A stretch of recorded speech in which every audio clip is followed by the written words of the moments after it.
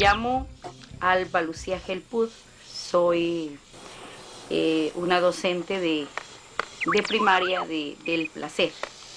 Tengo 38 años, estos 38 años los he vivido en ese lugar. En medio de la pobreza y de todo sentí los deseos de que quería ser profesora. Mi papá y mi mamá buscaron la forma y me enviaron a estudiar a Sibundoy y llegué nuevamente al lugar donde yo había salido, que es el Placer. Entonces entré a ser la directora de la escuelita. Desde antes del 93 pues la gente ya inició con los cultivos ilícitos, que es lo de la coca.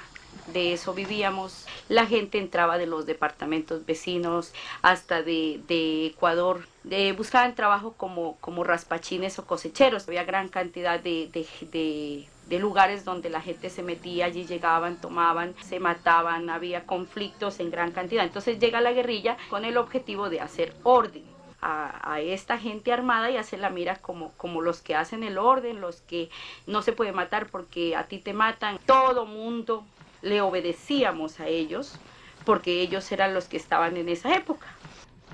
Desde más o menos el 99 sentimos que la amenaza de que hay otro grupo armado que llegará a ese lugar a pelearse la zona. Fue tipo 9:30 de la mañana de un pleno domingo cuando se sintió el correr de la gente y hubieron pues gran cantidad de muertos y todo eso.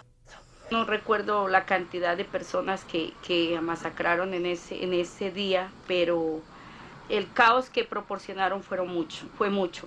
Fue muy, muy, muy doloroso. Eso es imposible olvidarlo, es imposible.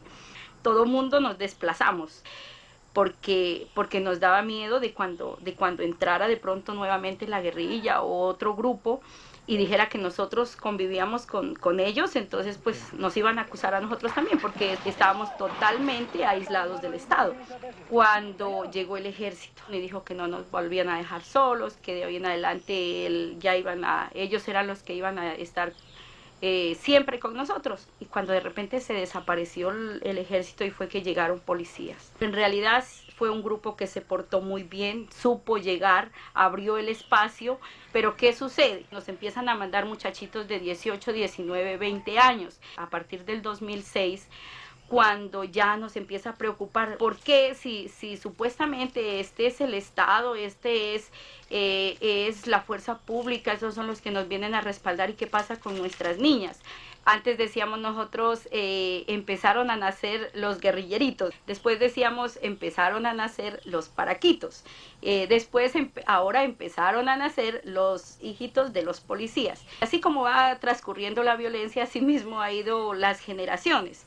Usted sabe que las armas, eso da como poder, entonces atrae como a las niñas, y entonces es cuando ellas buscan mantener una relación sentimental con estos personajes.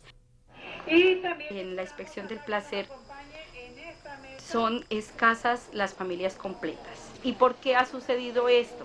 Esto ha sucedido, uno, por la violencia se llevó a uno de los dos, o a los dos, porque esos casos se dieron acá en este lugar. Y otra es por la violencia intrafamiliar. Yo tenía a una familia que el esposo todavía castigaba a su esposa con correa.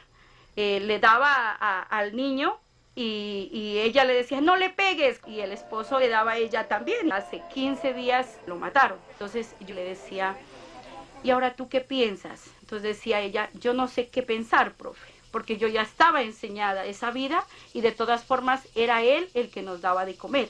Ahora yo no sé qué hacer. Entonces yo digo como el sometimiento que hay. Resulta que ahora se están yendo las mamás y dejando sus hijos con los papás. Uno les pregunta, pero mujer, ¿te vas a arrepentir algún día haber dejado a tus hijos? Porque para los hijos no hay otro ser como la mamá.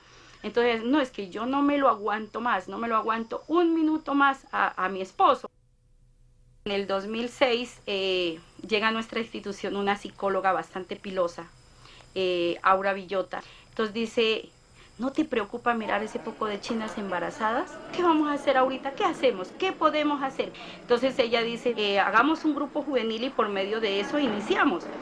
Entonces ella empezó a hablar del proyecto de educación sexual. Entonces fue cuando nosotros ya entramos a formar parte de la red social de apoyo. Entonces ya llegamos allá y nos empezamos a enredar con el cuento de los derechos humanos sexuales y reproductivos. Lo que nos preocupaba en realidad era verlas a las niñas con la barriga grande. Del resto, pues nosotros prácticamente desconocíamos todo. Ahora ya sé que los derechos humanos sexuales y reproductivos no son solo evitar que la niña tenga la barriga grande, sino que aprendan ellas a valorarse, a quererse, a decidir si en realidad yo quiero tener ese novio, no lo quiero tener, si quiero salir, si no quiero, qué quiero hacer. O sea, partir de lo que ellas son para que en realidad sean unas personas integrales. En la institución nosotros sufrimos mucho por la agresividad, la falta de ganas de estudiar. Y lo que nos interesaba siempre, les interesaba a nuestros muchachitos, era convertirse en alguien con plata y ojalá en alguien armado para tener poder. Esa era la meta de ellos. Si yo me he sentido en el atrevimiento de hablar con los muchachos, de hablar con mis padres de familia, en muchos casos de hablar con mis niños, de esa violencia, de todo lo que hay en la casa, es gracias a la red. Yo sufría, yo soñaba esos problemas, pero en realidad no me sentía en condiciones de hacerlo. Mire que ahora me siento con autoridad para hacerlo y me siento con la obligación de hacerlo.